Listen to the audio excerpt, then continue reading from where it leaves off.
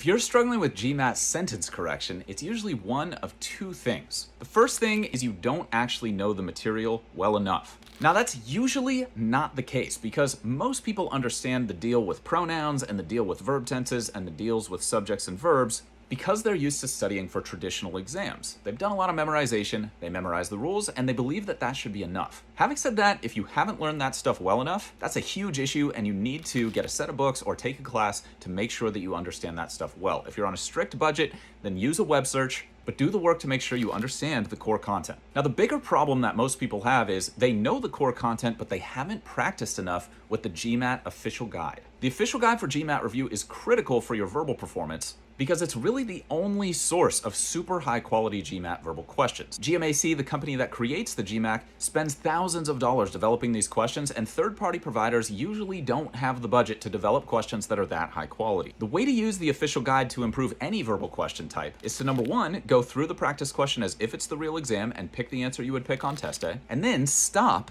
and take the time to write out exactly why the right answer is right and exactly why the wrong answer is wrong. You might need to use the explanation in the back of the book, and you might need to do some web searching to get as clear as you possibly can.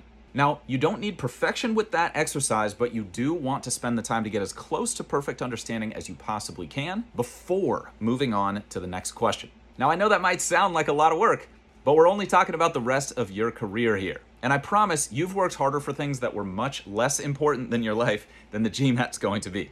So invest that time, watch your verbal score climb, and reach out to us anytime if you need more help.